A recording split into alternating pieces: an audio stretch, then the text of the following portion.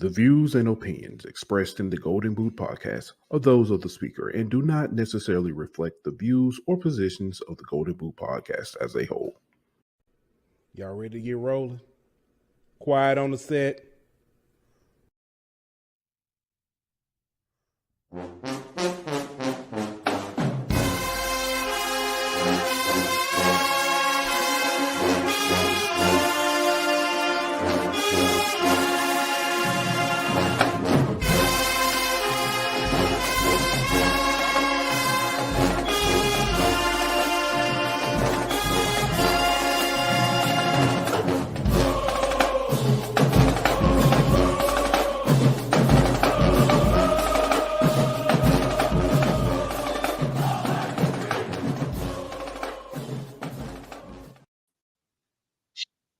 Hey, welcome back to another episode of HBCU Hour. It's your boy Pooh Bell. Got my man Aunt Petty Murphy. And we live, like for real live. Like in person. We live. This was the second time ever this done happened? Second time ever. And it happened at the same place. Shout out to the Content Factory. Yes, sir. For hosting us again, live in Birmingham, Alabama, getting ready for the SWAC Media Day 2023. Yes, sir. It's look a little different this year. A lot different. People been complaining about what the set gonna look like. Set go up this year though. Yeah, it do. I think the set, they got the set right. Number of people I don't think gonna be up there though. There's a few people missing. Yeah. Notably, never mind, we'll get there later. Yeah, we'll talk about that later. But I just say it looks better. It looks nice. Looking forward to tomorrow, seeing who all will be in the building. And who won't be in the building. There we go. We'll go there too. But we got special guests tonight. We got I guess you can, do you say OGs? Is that disrespectful to say OGs? I mean, no, because that's what they are. You know, they paved the way for people like us. There you go. Well, we got some OGs in the building. Gonna help us out tonight. Want to send a shout out to the chat, man. Craig Hall, listen, he been talking about Texas Southern for so long. Listen, it's here. It is here. Texas Southern is here. I'm talking about he done been on air show and told everybody, don't you dare disrespect Texas Southern. Yeah, he been repping hard, man. He been repping hard. Tuck in the building. What's Tuck up, Tuck? Tuck said, where y'all at? Listen, Tuck, I sat there, I fought. I tried to get you a table. Where we at? It's right here. Yeah, that's where we at. We tried to get you a table, Tuck. You was not to be found. I'm talking about we put out all kinds of APBs out. I would say your boss. I ain't gonna say your boss, but I called your homeboy. And he said your boss. Tuck's supposed to be he's so petty. He said Tuck's supposed to be there.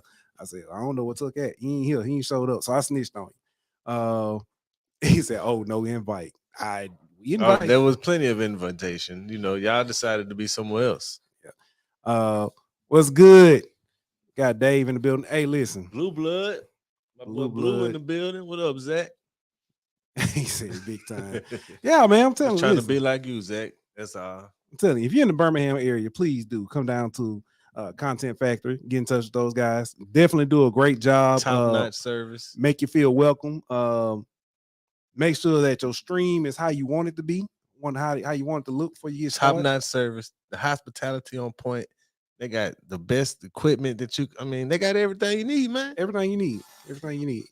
All right, we got to make sure that check clear. The commercial over with now. So all right, make sure that check clear. All right, man, let's go ahead and get started, man. We got, like I said, we got special guests in the building. Y'all know what we got to do first. Shout out to our sponsors over at BetOnline, betonline.ag. We'll be back in 1 minute.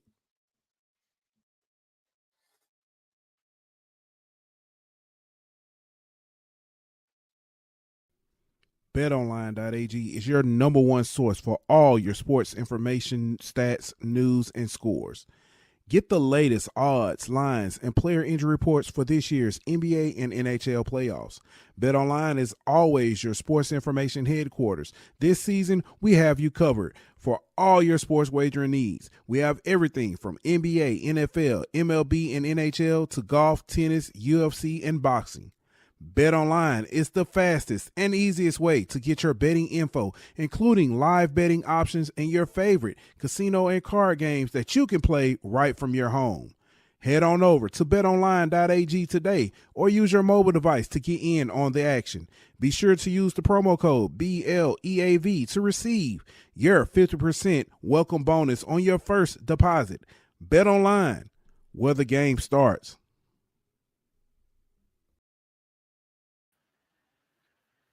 All right, ladies and gentlemen, we'd like to welcome to HBCU Hour, co-host of Dr. Cavil's HB Inside the Sports Lab with Dr. Cavil, Mr. Mike Washington. Thank you for joining us.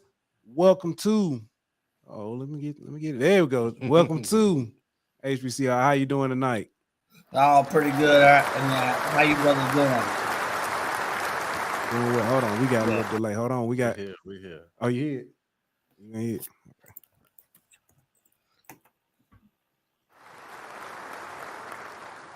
Ain't doing. Don't worry about it. Here we go. There we go. Get you a little bit of applause. You know. There we go. Appreciate it. That's our hey. Like I said, Content Factory got your back. But how you doing, Mr. Mike? I'm good. I'm excited. We 2-3 weeks out. Action's about to kick up. We about media days about to kick it off. I'm really excited. A lot of smack talking going across the social media waves, as you know. Yeah, a lot of stuff happening. A lot of folks leaving, going. Now it's time to put the pads on and see what it do. Yeah, I mean, a lot of folks leaving, a lot of folks going. That ain't even. I mean, we talking about today. Folks leaving and folks going. You know. Prairie View, welcome. Prairie View got folks coming and people got folks leaving. I mean, this early to the season, Mr. Mike. What y'all? Is it just the timing was just right, or is it something that's been in the works for a little while? No, I think if you look deep inside, man, that stuff's been in the works, and I think it just now gets publicized. But I think that's stuff there's deep rooted stuff that's happening behind the scenes. So what you see now is stuff that probably started 30 to 60 days ago. Yeah. Right. Do we want to tell the people what we're talking about? Matter of fact, hold on. Go ahead. Hold on. Before we go there, I also want to welcome back to HBCU Hour none other than the GOAT, the General, the GOAT himself, Dr. Cavil. Thank you for joining us. The Matador. What up, Doc? How you doing? Hey, you muted too, Doc. Good to be here. Right, see y'all, brother, fellow road dog, Big Mike. I'm gonna let everybody know sir. I'm not responsible for what goes on this show. Mike brought to the fraternity, Alpha Phi Alpha Fraternity Incorporated. It is Alpha the National Week in terms of our convention. And so I'm not responsible for what he says, what he does. He's part of the 1876 Sports and Culture podcast and the team of folks that I put together. So I'm sure he'll let you know all that. But I just want to let you know everything you see in me on the show is his fault. Blame it on Mike. You know what, Dr. Phil, I was going to ask Mike, did you lose a bet or did you owe Dr. Cavil some money for you to come on here with us and act a fool? No, absolutely. What he says is true, and I'm just filling you out. Y'all have me in the background. Now I'm in the forefront. Now Dr. Cavil can't turn my mic off, so I can be me. Hey, I can send a text. But Dr. Cavil, we were just getting started, and we were starting a little mess. So obviously, Prairie View is in the stealing business. The day before Media Day started, poaching, and up and coming AD. You're referencing, but I will be like this. I was on the search committee, so I signed a confidentiality agreement. So okay. They don't want to get you in trouble, Doc. I can't get you. I know everything, but I can't say nothing. I'm sworn to play country dumb. No, it's all right, Big Mike. We know that's why you ain't at Media Days. We know you had to stay back and welcome the new guest into town. We know what's up, Mike. Hey, I don't know nothing. Don't know nothing. But what you do know about? But I you will do say know this about though. I will say this. I've told everybody that would listen to me, you know, and I'm not one to like brag on Texas like that because there's some things that I'm embarrassed that's going on from a political perspective. But I've always told people over the years, there's not a problem with Texas in terms of money. Yeah, that's Financial true. That's true. is not the issue in terms of what we're doing right, what we're doing wrong. It is not about the financial solvency. And I know mainly today I'm here to share love and spread and talk the gospel of Prairie A&M University. But I feel very comfortable in saying that about both of the public institutions in the state of Texas. Prairie, Texas Southern University, in regards to what they will pay salary in terms of what they will get and can get, it will never be an issue in regards to the financial salary of what they can offer to be competitive or literally go get who they want. And we've seen this play out in terms of the historically white institutions, which I call HBCUs. And I told when I was living in Alabama for a while, and Texas A&M went over there and get the coach Francione. Obviously, that didn't work out. But I told him when he was in town, I said they will not let him leave off that jet. And they wrote the check. And so this is just another case where if they get their eyes on who they want, it's not going to be an issue in regards to the financial ability to write a check. Yeah, and it ain't just the money is one huge part of it, but if you're talking facilities, I don't think there's a comparison when you look at what Prairie View and that institution has versus throughout the SWAC and what these other schools have. I mean, no disrespect to any other school in the SWAC, but Prairie View is the standard right now. I agree with you 100%. You know, I give some love to Alabama State. I think it's appropriate in terms of what they're able to do with their facilities. But Prairie View doesn't have to apologize to anybody in terms of being second to none in terms of facility. Once the faucet was turned on and they were allowed to be able to do the things they could do in terms of facility with the support. And that is a lot associated with the Texas A&M system. There's some positive things in terms of their relationship. And for some, there's some negative things in terms of the relationship. But the positive part is the growth of the university. On the academic side, many people out there that follow HBCUs saw what came out when they had the new engineering building to provide an example. So the resources there that are necessary in regards to that institution is not landlocked, which is another privilege that it has in regards to a lot of land that they can do and develop and build. And with the state of Texas, you know, I always bring academics and data to support some of this stuff. In the state of Texas, it's my understanding there's 3 states. The last report that came out, which is about 5 years ago, so things could slightly change. But the last report said there were 3 states that had larger number of students that were college ready than the number of institutions that they could fit and accept in seats. Those states were New York, California, and the last one, as you'd imagine, I'm bringing this up, is the state of Texas. Yep. And I say all that to say that for the most part, Texas Southern and Prairie View have had enrollment growth. And you know, we brought this on this show before. That has a direct reflection on what you're able to do in regards to being able to finance your athletic department below those that are not operating at the, what many of us call the Power 5 level, if you will. Doc, Dave actually took my point. Not just SWAC, when we talk about facilities, HBCU's peers, when it comes to facilities, Prairie View is the standard. Yeah. I mean, that's 100% facts. Yeah, I think it's just facts. And a lot of FCS programs, I know even some G5 programs, administrators talk about that they really admire in regards to what Prairie View has put together. Somebody ain't tell Shannon Sharp. Anyway. I did actually put that out there. And it was one of the bigger things I tweeted out there in terms of the facilities, to your point. Right. And then I got to give a shout out to Eddie George, who went on the show and educated him and came back and told him about the facility at Prairie View. So, yeah, take one for Shannon Sharp. Yeah. But we'll give one to Eddie George for getting him straight. I give more to Eddie George for really educating him. So, right. I guess we can start moving towards media day, or actually, man, y'all set up. I saw y'all set up. Y'all here at media day. Y'all act like y'all getting towards media day. Y'all ready? Y'all started early. I like it. Listen, we learned from last year. We did learn from last year. As a matter of fact, I'm gonna tell you how much I learned from last year.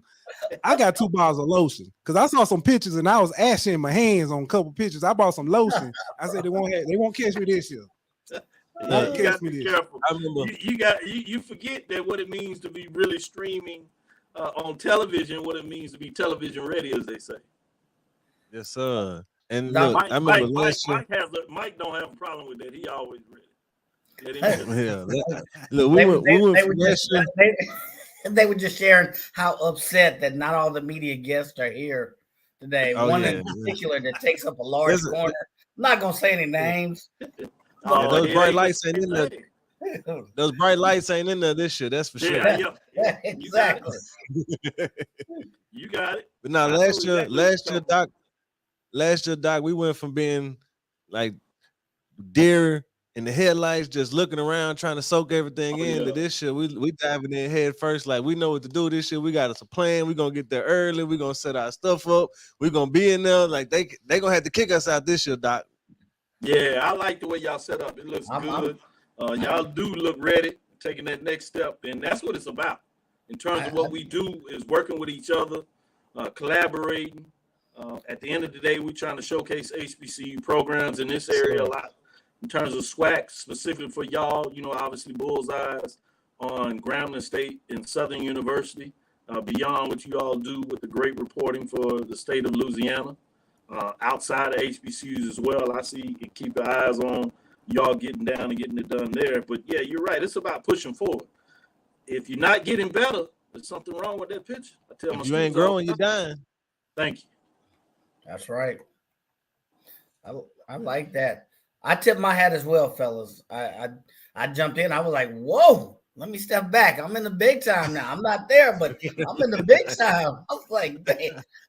Like Dr. Cavil said, log into this spot. I was like, oh, I see what we're doing. No, just seriously. Just a little something. Awesome, fellas. I appreciate it. Appreciate y'all, man. Appreciate y'all. Let's get down to some ball talk, though, if y'all down for it. Yep, let's get into it. We kind of talked about it a little bit before you came on the show, Big Mike. But Prairie View last year, it was decent season. Not as the end that you would expect, I would say, but still pretty successful. You can say it. You can say it. Ain't nobody scared. We family here. Losing the Valley is disappointing. Anytime you lose the Valley, I say it. But I'm gonna ask you this. I'm gonna share something with you all with the brands, because we can be frank out here on the show. The brands in the SWAC traditionally, pretty much Jackson State Southern, Alcorn, some people might add that, and then obviously with FAMU coming in, those are the bigger brands. So there are expectations with those brands. But what people don't realize, the fan base may not be as loud in regards to the general public where everybody else. Mm-hmm. But you go down there to Prairie View, it's some fans that will chase a coach out of there, chase administrators out of there. They did it with the last AD. And they got big pockets. They talk a lot. They're real strategic. They don't necessarily do all the tweeting and all that kind of stuff. So people don't necessarily talk a lot about it. But, man, them folks was mad last year in terms of Prairie View not getting back to the championship game. I mean, they got nobody to blame but Prairie View, because it was all in front of them. It was all in front of them, and then they fumbled the ball, so to speak. So let me ask you this, Big Mike: how you take that next step this year and get over that hump? Well, I think a couple of things have happened. Number one, you beef up the offensive line. Number two, Traylon Conley has made strides. He's made step change in his ability to throw the ball. If you look at any Prairie View game, if he could throw the ball past 10 yards, He's good. Now they basically ran a 3-man offense with 2 running backs and a quarterback in itself. And it was effective to a point. But that's a predictive offense, one-dimensional. Now they got passes. They got some 6'2", 6'3", big body receivers, offensive line. Now you got Caleb Johnson, that dude from itty bitty Mississippi, coming over. So now you got him and Ahmad Antoine, and now you got from what we hear, an improved Trayvon. That's how you take that next step. Plus, you bring a defense back. So. With some aggressive cornerbacks, but that's how you take that next step. We'll see. You got a lot of optimism going. We interviewed some folks on the show. We got some setups. There's a lot of optimism, but I'm kind of like, all right, we're gonna see. Let's see come Labor Day. Let's see come Dallas when we got Grambling. Let's see what really happened.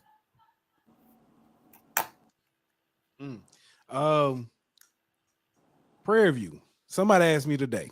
They said, what do you think about Prairie View? And I thought about it. I like Prairie View, but I feel like they lost a lot last year. So and you've already answered getting over that hump. How do you feel those holes? Trent, looks like Dr. Cavil was saying. Go ahead. I'll let Dr. Cavil and I'll fill in as well. I think they went and got some key transfers, and I think a lot of folks were talking about them losing in terms of the running back position, which is key. Particularly, that was the game that they played. It really ran the ball. But you got Antoine, as Mike said, you got the transfer coming over. I think really what people may not be recognizing is how much they got coming back on the offensive line. And this offensive line has played together for 3 or 4 years. And as you know, the offensive line doesn't get a lot of talk, Now, when we watch the games and we get to it, that's where we start to cry foul when things don't go right. But the offensive line is key. And also, it's not that they just got them back, but this offensive line has been playing together for like 3 years, most of them. And they're much deeper than people realize. So they are like 7, 8 deep in regards to players that can rotate and play and got game time. So I think that's going to be significant when you look at it. But I will echo what Mike said in regards to the wide receivers. It's going to be interesting to see all these wide receivers that came in. Some of them transfer as juniors from community college, like Shamar Savage, 6'3", 215-pound junior out of Lopac, California, coming out of Mount San Antonio College. He's one to keep your eyes on that has been playing well and people are excited about. And D'Agostino Santel, 6'2", 195-pound junior, also from California, West Hills Community College. So those are some of the big-time transfers, and as my understanding, they got deep. They just got a Kobe Cavil. Yeah, you recognize that last name. It's my nephew. He's a transfer from Monroe, y'all know over there. And all seriousness, kick returner. He's smaller in stature, but he got his hands. He learned from Kwame Cavil that played at Texas. His brother played, his father, my middle brother, Cheo Cavil, played wide receiver. So he's a tactician in terms of playing wide receiver. Very good in terms of his route running. Catches with his hands. So he's somebody that'll be interesting to see, how far he can take in regards to taking a wide receiver. But I think it goes down to the quarterback play. If the quarterback can take the next step. And I've been surprised at how far people thought he fell off. He's not even talked about. And when I say talked about, which I can understand, he left a lot on the table. But people always talk about Texas Southern with the returning quarterback. And they should be. People talk about FAMU and a returning quarterback. Then everybody else says, what about all these other teams in regards to them? What kind of quarterback play will they get? But nobody talks about Prairie View. And the returning quarterback that's been in the system for 2.5 years now. Remember, he played a little time with COVID, played a full season last year. So his maturation, by definition, should be intriguing to see just what that looks like. And so I'm a little surprised that he hasn't gotten more attention in regards to what he may bring back in regards to that. And the other thing, when we talk about it, in the state of Texas, there's some big time high school programs, and he came from Duncanville. People know about Duncanville. They finally got over the hurdle last year, won the championship, but they've been playing the championship for the last couple of years against the Houston program out of here that had their number. But he comes from a program that is well pedigreed, so he also has that on his side as well. If I may add, That's you asked crazy. also Obviously. the right mixture. You hear Dr. Cavil talk about JUCO transfers, but Robert Johnson Jr., 6'3", 205 pounds out of Shadow Creek, powerhouse football team in the state of Texas. Then you got a linebacker, Javon Jackson out of Katy, Texas. So these are powerhouse. So they got the right mix, I think, this year. I think that's important to state more so than anybody can state we got JUCOs, but I think they got the right mix. So in addition to all of these 6'2", 6'3" wide receivers that can create space and have hands, they also have a speedy guy. You know, I got to represent for the little dudes. I'm a little dude. Big, but I'm a little dude. So Brian Jenkins Jr. Out of Daytona Beach, Florida. They're really excited out of him as well. So the right mixture of folks coming to Prairie View. And now you got targets for Trezon, who's upped his passing game. We'll see. And you'd like to see more than what he brought to the table last year. But to me, that's the biggest change. Who they kept on the offensive line. Keep in mind, they were number 3 in the SWAC in offense, number 10 in defense. They really buffed up that defense with some linebackers as well. Yeah, let's look at your schedule real quick, Big Mike, because you got a rematch with Abilene Christian. And I want to go. I know it's not a SWAC conference game, but that was a heartbreaker loss last year for y'all. And I think that kind of took some of the morale out of the team a little bit. They answered strong after that, but I think the season would have went differently if you pull off that win instead of letting them come back from behind and get that W. So how do you knock off Abilene Christian this year? Is it kind of just doing what you did at the beginning of the game and just holding on at the end, or do you kind of change your game plan up?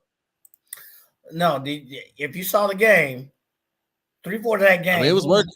Yeah, y'all was winning the whole game. It's the fourth quarter. That fourth quarter, man. That fourth quarter, that was more of a mental letdown. So you interview some of the coaches, and they'll talk about playing from quarter to quarter, from start to finish. And I think that's more so on the mentality going into the game, especially playing the second half. A couple of the games they actually lost in the second half last year. Not only that one, but they lost a couple of games in the second half. And that's just really discipline. I think that's an element that they've improved, and they'll work to improve during two-a-days more so than I don't think that was about talent. I think that was no. Yeah, I think that was just discipline. I think that was all mental. And once they gave up one score, I think that kind of doubt started creeping up into their head. You know what I mean? And then the next thing you know, it's avalanche, and you done given up 21 points in the quarter. Yeah, I agree with both of you all in regards to the mental toughness. And I think that has to do a lot of first-year coach, the head coach, coordinator, in terms of being in the program defensive. So I'm intrigued of what is another year in the system about them working together and really knowing each other's in regards to how they relate to the kids. I think this will be intrigued to see what that looks like this year in regards to having another go at it this time. So I agree in regards. That was a tough one. They scored 14 points in that fourth quarter that you talked about, lost that momentum. And so it's going to be intriguing to see what that looks like in terms of getting it done. Having the game at home is going to be interesting in terms of what does that mean? They tend to play better at home, not as they did maybe 5 years ago when they were before the new stadium. Man, they were almost unbeatable at home for a streak there. It's weird to say they got these nice facilities, but I don't know if they got too comfortable with them or everybody else likes coming to play in them too. They've struggled a little more at home than we've seen in the past. So we'll see what that looks like as well. Now, I want to bounce real quick to the other Texas team. The other thing that happened in that before we get into Abilene is late in that game, one of the running backs kind of got hurt. That was killing them in terms of Goodwater. in terms of that matchup late in the game. So I thought that kind of helped as well as he was getting off before we move to the next question that you want to get to. Sorry about that. Oh, no problem. Like I said, I want to talk about the other team in Texas. Mike, you talked about that O-line at Prairie View, O-line. That's one of the things that I think held Texas Southern back. Agreed. Last year. Yep. How have they gotten better on that O-line? Because I heard it's gotten better, but Andrew Brady, he needs somebody to block for him. He's the second best or the best quarterback in the SWAC, arguably. That's for another debate, but he can only do so much when he's running for his life. So what are they going to do to be able to protect him this year? Well, they have two offensive linemen. They have looked to beef that up. I think one of them, a kid by the name of Okafor out of Houston, Texas, 6'6" kid. They got another kid that's 6'5". I heard they also have some more weapons around him. I think also you talk about him. I think he needed also some weapons, and then the coaching scheme that he was in. If he could remain healthy and have a scheme and have some protection and some weapons, that's saying a lot. But now you've got 2 or 3 linemen that I've seen in their recruiting class, including the kid Okafor out of Houston. And now can you pull some receivers? They got a kid, Michael Porter, wide receiver. I think he's out of DeSoto, state champion DeSoto, 6'0", 170. So he's got some weapons now. So in addition to some beefing up on the linemen, I don't know if that will be enough, to be honest, to really put them over the hill just yet. That first game will tell everything. That's the litmus test, with them against Prairie View. So I think, to me, I still think they're personally a couple of old linemen short of having that team of really getting over the hump. From my perspective, it's about maturity for Texas Southern University. Coach McKinney came in and really went to recruiting high school freshmen. He didn't go for the quick fix. And a lot of times they were talented, but they were young, and they didn't have a lot of depth. I think they built on the depth that they have, which is going to help them. And then you talking about players that have played with each other, stuck together over the years. So one of the things they need to just have is a little momentum, which I have to be frank. One of the things that concerned me about that is their schedule. Can they get that momentum with this kind of schedule they're playing?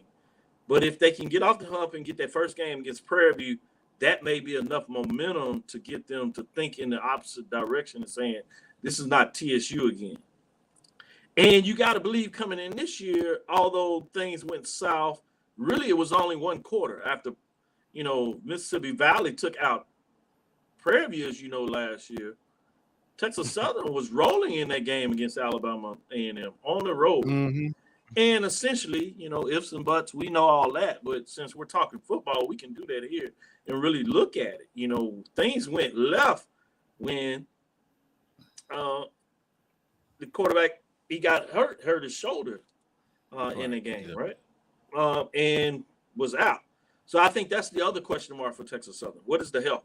Now, I've had the privilege to see him out there. He's been throwing around and getting done, looking really good in terms of practice. He stayed off of it, did everything he's supposed to in terms of recovering from the injury. But it'd be fascinating to see, what does that look like when the live action gets there, And I don't think anybody can really say what that looks like with any confidence without just throwing it out there one way or the other. But those are the things that I'm looking for Texas Southern is, can they get the momentum, get over that hump, and close out a win against Prairie View? A couple of years ago, when they were down on the yard of Prairie View, a tough fourth quarter call, just to be frank with you, it went Prairie View's way. It's probably the difference in them getting over the hump and getting that game.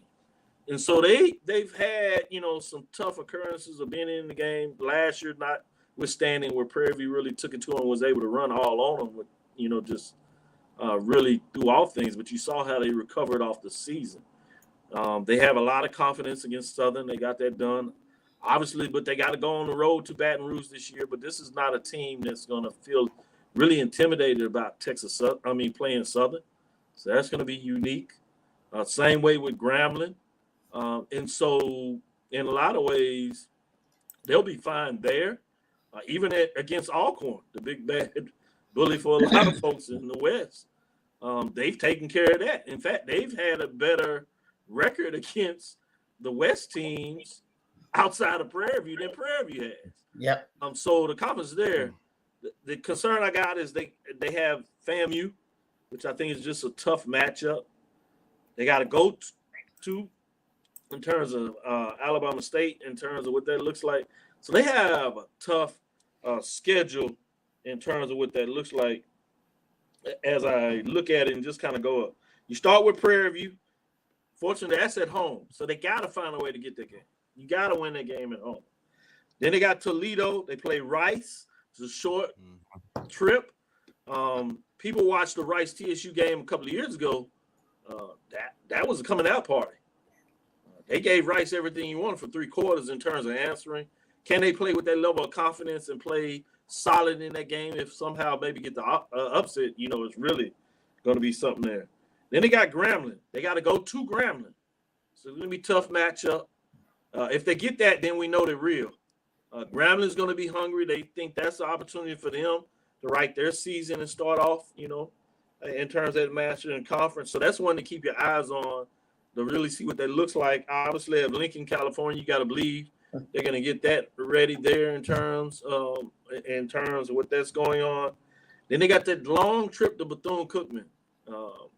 We don't really know what Bethune-Cookman will look like in the first year. That's a long road trip. Can you keep the guys focused? If you get some momentum and get that game going, then you're fine. You can get that out there. But you don't want to fall down early in that matchup on the road. Then you got the big bear coming in there, FAMU.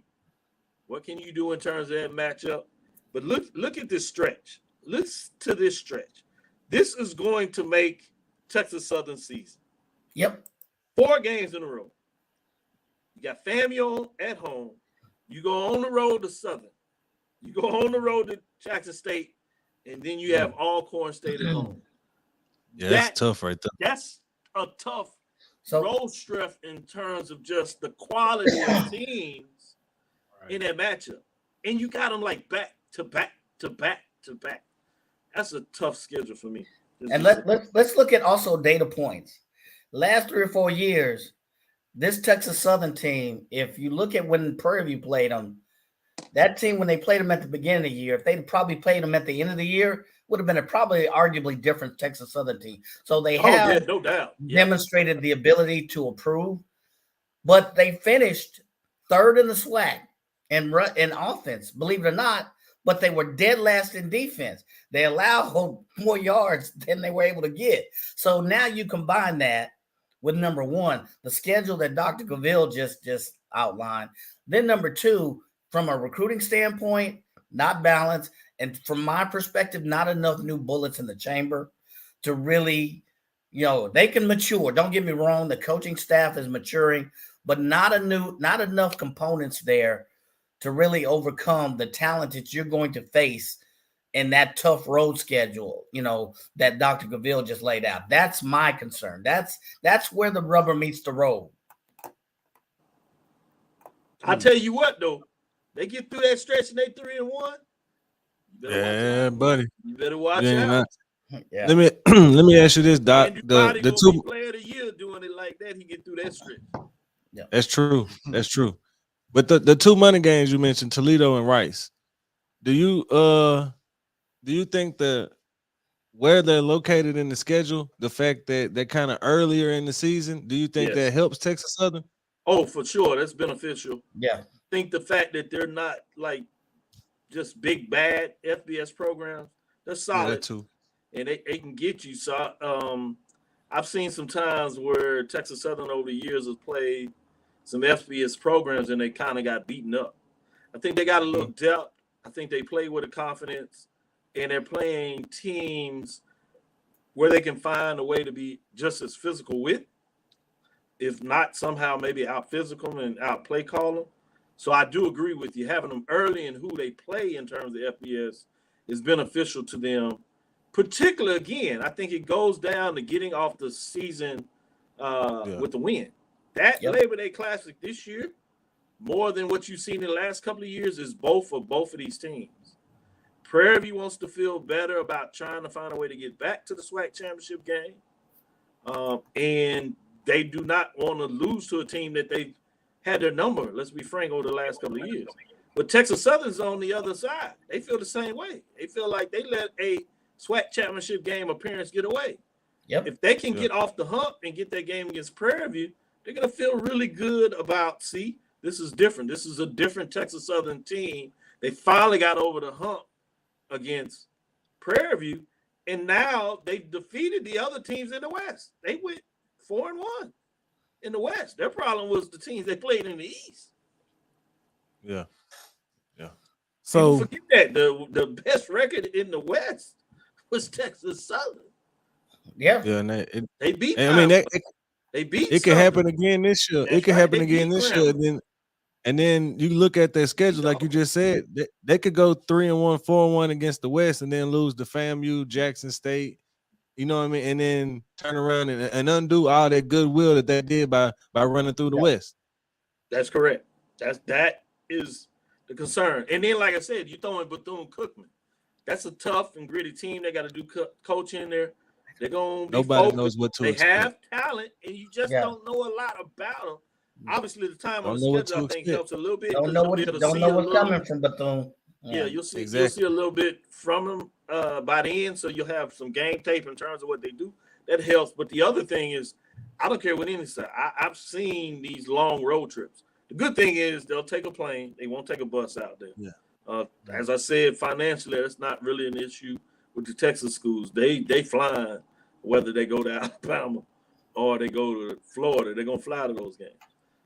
So that won't be. But just getting your team used to taking these types of trips goes a long way. So it'll be fascinating to see in terms of that matchup. Less about the X's, O's, and competition. Can they show the maturity of a team that's been together for 3 years now in terms of those freshmen that came in that were young pups that are fully engaged Tigers now? Can they operate at the maturity that you want to see players that are juniors and seniors? Yeah, that trip to Daytona Beach, man. Some people might be getting that beach flu. You know what I mean?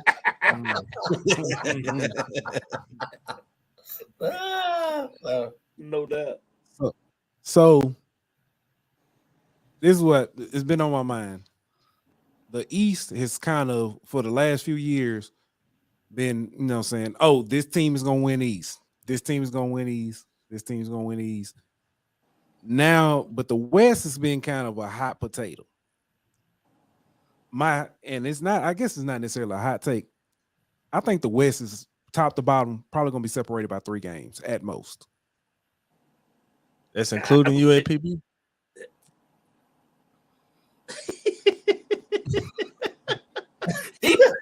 I'm just asking. You said 3 games. Top to the almost bottom. How about that? Man, you threw me for that one. When you said top to bottom, Pine Bluff is. I agree with you. All right, we're gonna show you tomorrow when they come up there. They're gonna be a different team, but I agree with you. I do think that there is a reason, a legitimate reason where you could pick 5 of the 6 teams in the West to finish in first. Yes. I think you can legitimately make the argument for Texas Southern, Prairie View, Grambling, Alcorn, and Southern to come out of the West. Yep. So I agree with you. I'm not even sure if it's 3. I would say 2. Yeah. My prediction coming in is I have a 3-way tie. I'm opening it up, so I'm going to save something for tomorrow. But I would say I have a 3-way tie for teams in second place in the SWAC West. Man, it's gonna get interesting this year, Doc. It's gonna get interesting, and then that makes each one of these games that much more important because it, like you say, every game could be a tiebreaker in a sense. Yep. Because every team that you playing could be a team that could be knocking out of first place, or that you could be putting in first place if you don't beat them. But you know what? Think about if you're a fan, Southern loses to Grambling, you have a 3-way tie, and Texas Southern actually had the tiebreaker because how they finished in the conference. And we saw for 3 quarters, it looked like Grambling was going to really make it interesting, where you would get that 3-way tie in the West. If you're a fan, though, this was playoff football. Oh yeah, every week is a playoff game. Essentially. Yep. And that as a fan, what more can you ask for? What more can you ask for every game meaning something? Yeah, exactly. I do think the East is going to be a little deeper. I don't think it's a 2-team race in the East, as many people think. I can agree with I don't either. I can agree with that. I kind of want to move to Media Day. Okay, go ahead. Kind of SWAC overall. We talking about, the West and some people. Well, I don't know if I should give my prediction now or not. Go ahead. Give Might as well. I'll give mine. Go ahead. Give yours. My prediction: FAMU Mm-hmm. the East. Mm-hmm. The winner of Grambling and Alcorn out the West. And who's the winner gonna be though? I hadn't got that far yet. Oh, okay.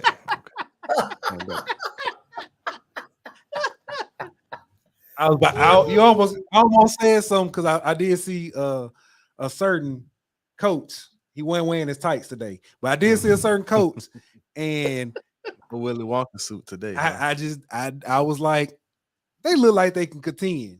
He went. When he wearing his tights. You want me to be the one to say it? Because I'll say it. All right, don't do it. I want to hear you say it. Say it.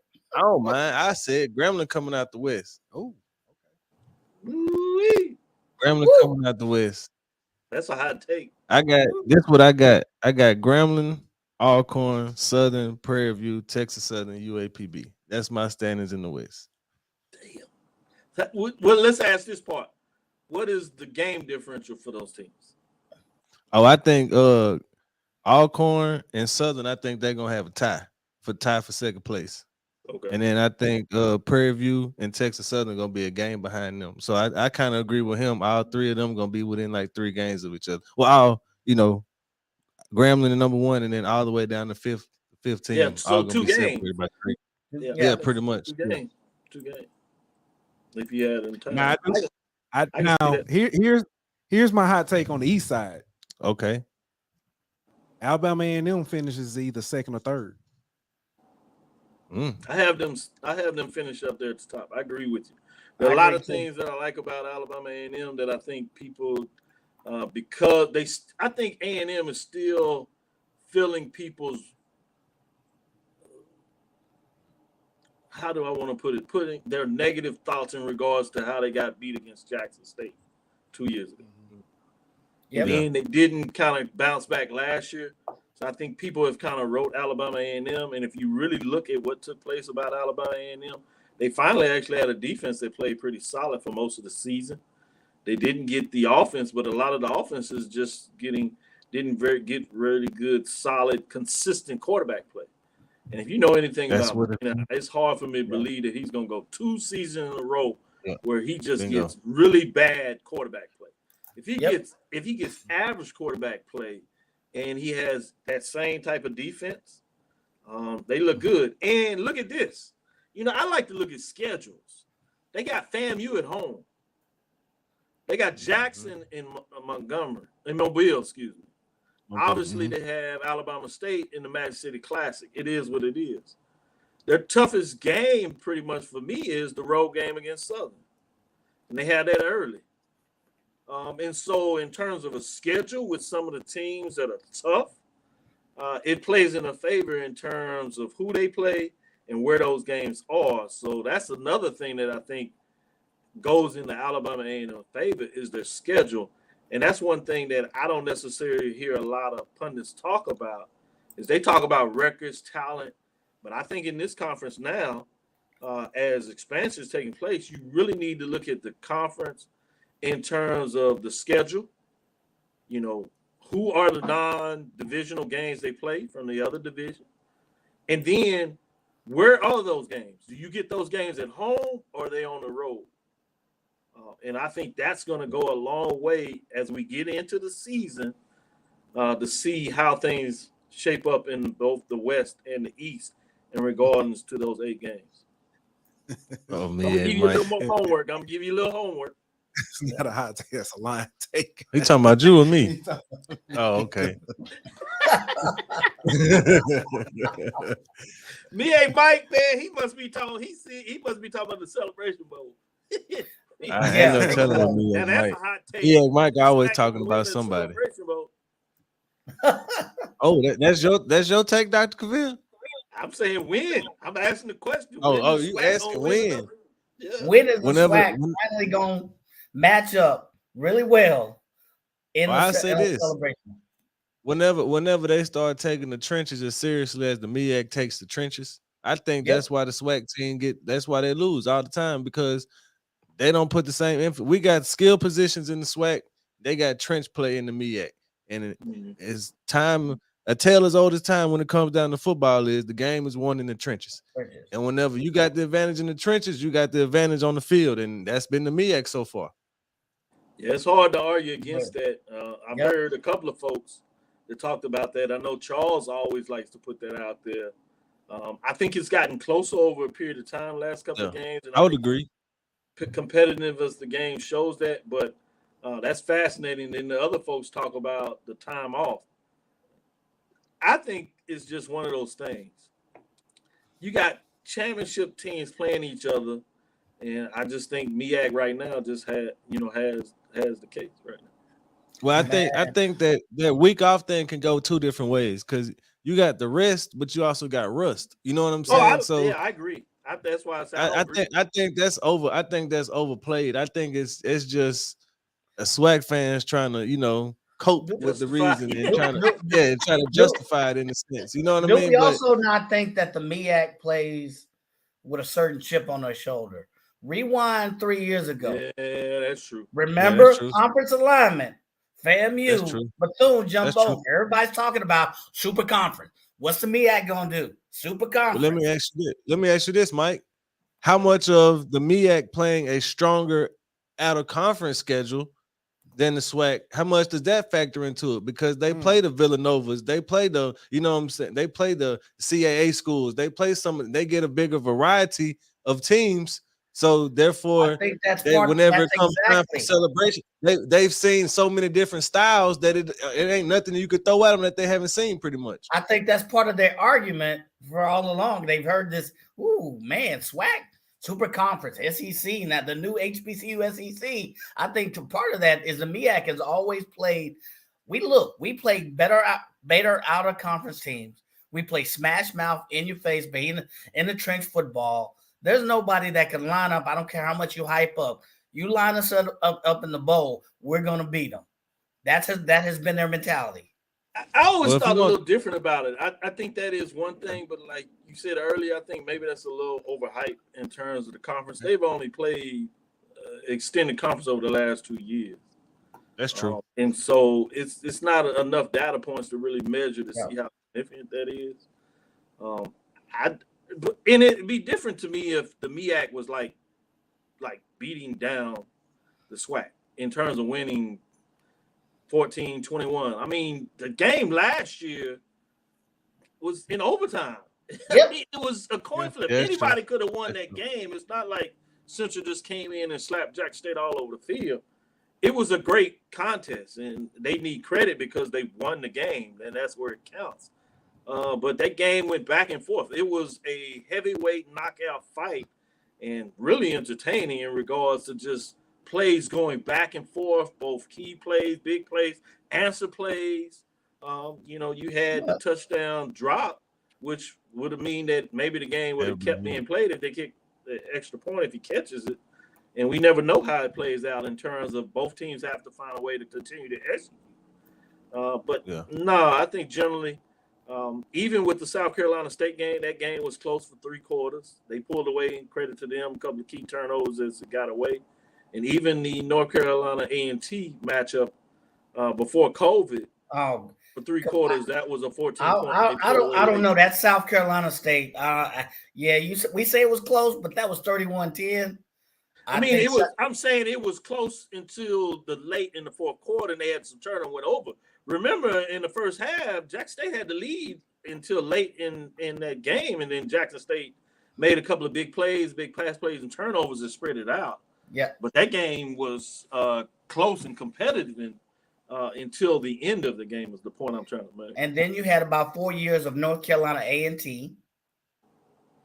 Right, but even those games were close other than the A&T Alcorn game. In that game was a 14-point game until they scored late to make it 21. And Alcorn had the ball going down to make it a 7-point game. And I think, again, sometimes we get caught up in looking at the end of the score in terms of really watching that whole game. If you watch that game, those games were competitive is the point I'm making in regards to that. And you talk about Central and Grambling, the Grambling game one. That came down to a Omega deciding to throw out his hooks, or that would have possibly went to overtime. You had the Alcorn A&T game that people swear, even A&T folks now that they won the game, they admit that was a touchdown play that the referee bungled and missed. They didn't call. And so all these games are close, crucial plays here and there, and you give credit for MEAC to getting it done. But I'm just saying, really going inside the numbers and watching it, these are what I call Super Bowl type matchups, where you have two championship teams playing each other, and one championship team has to win.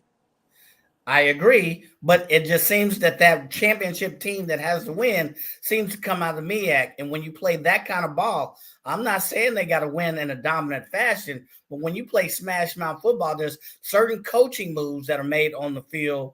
If you look at it, I think that's a different argument, Mike. I agree with. I think that's a different argument, though. Now you're talking about coaching. That's not offensive line play or whatever. That is coaching in regards to key plays they make. Now, I can't argue one way or the other, and I can accept that maybe you're saying the MEAC has better coaches than the SWAC. Hey. I say in that game they were prepared more. I'm gonna call it like I see it. So. Well, I'll just say this: if y'all want the SWAC to win the Celebration Bowl, all you need is Grambling to go back. I'm just saying. Now, I'm just saying. Hey, now you conveniently forgetting that they all 1-1 now. They won one and lost one. That's true. That's true. That's true. But who got the one? But who got the one though? Who got the one though? That's all I'm saying. Oh, Grambling got it. I'm not saying it. We're not gonna mention the fact that it took an excessive celebration penalty for them to get it, but they got it. That's all that matters. You know what I mean? At the end of the day, they got one.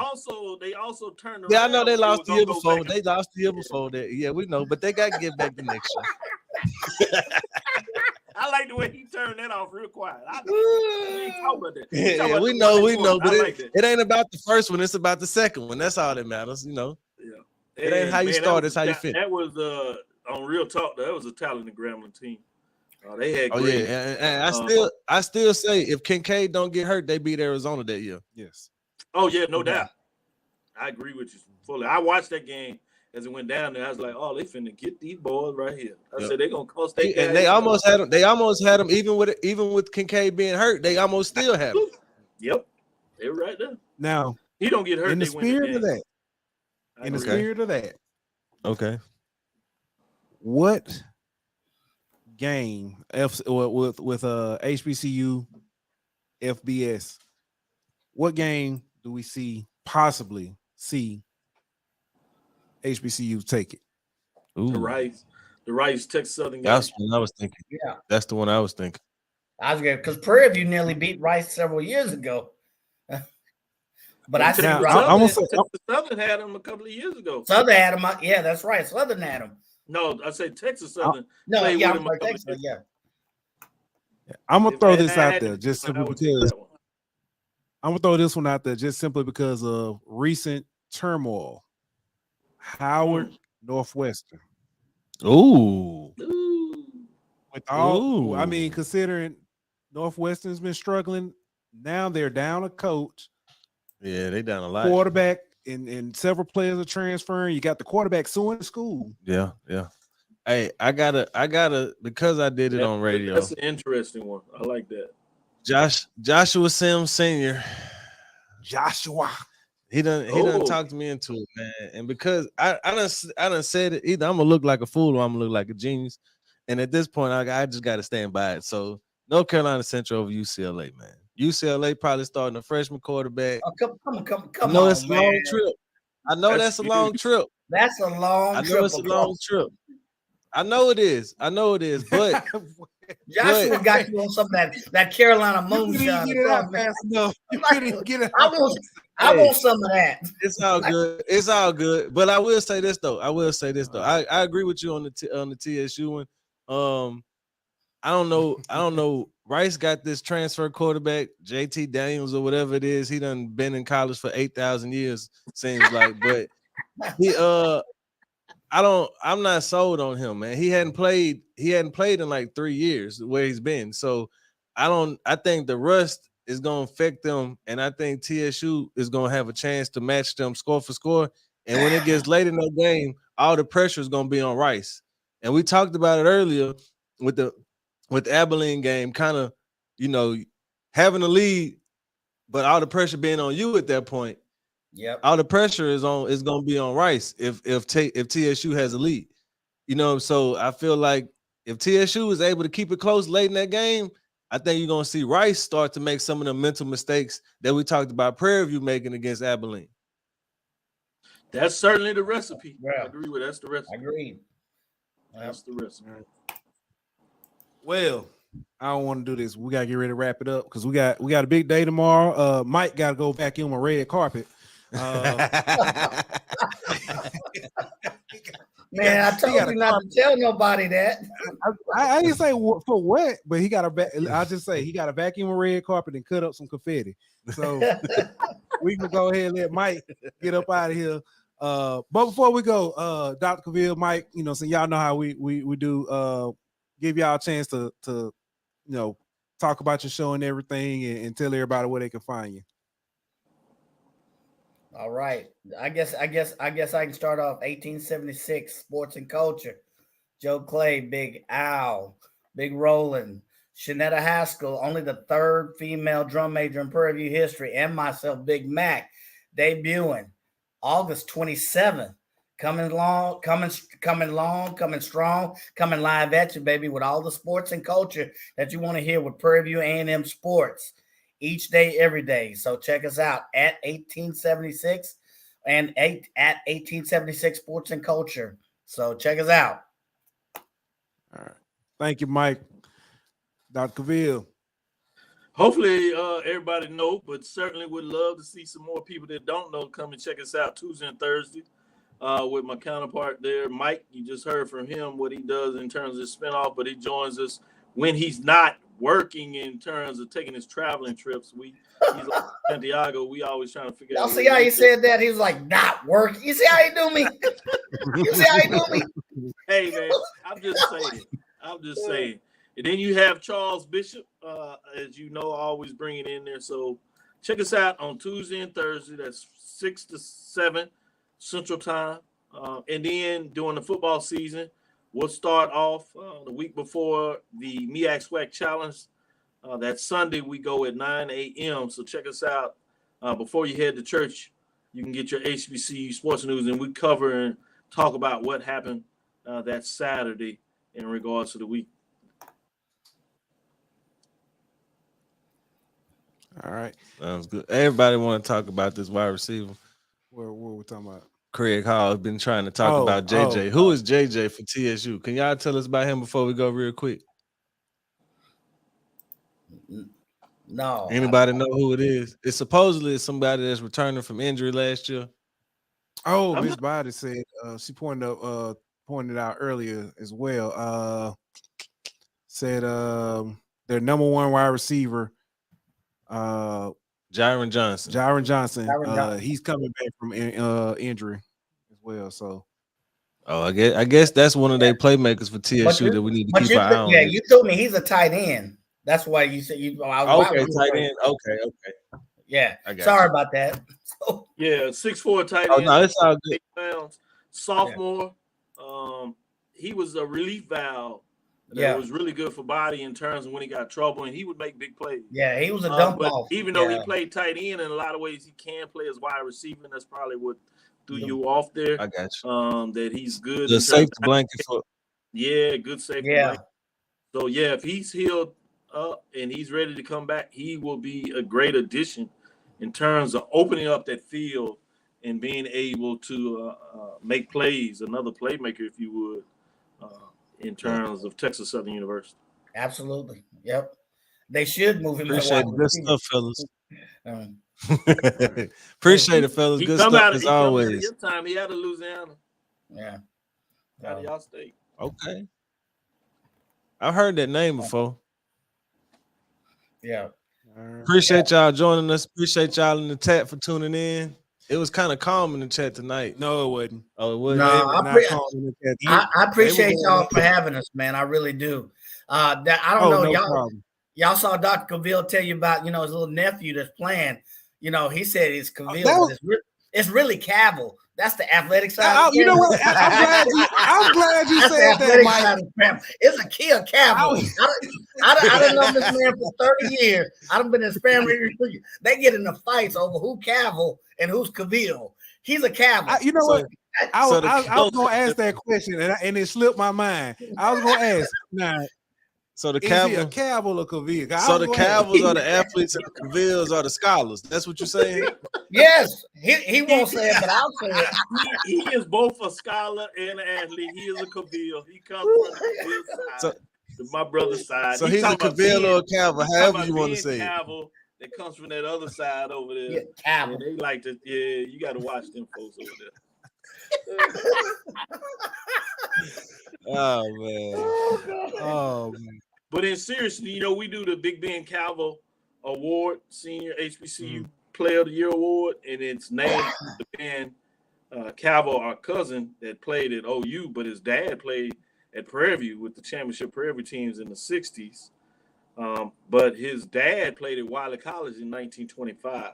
He was a two-time All-American, Pittsburgh Courier, first team one time, second team the other time. 4 to 5 years. This is when they were still playing for 5 years and actually changed the rule after his 5th year and got tired of playing against him. But he won 4 championships during the heyday of Wiley College and won a Black College National Championship as well. That's what's up. That's history right there. Yep. All right. Well, listen, ladies and gentlemen. That's it. Thank y'all so much. We look forward to giving y'all the latest and greatest from Media Day tomorrow. We'll be back on Thursday. Yes, sir. Thursday. Actually, scheduled. We'll be talking to Lane's AD, Mr. Derek Burrows, on Thursday. Right. So look forward to that. Nice. All right. Nice. Now, with that, we are out. This show was presented by betonline.ag. Bring me my money.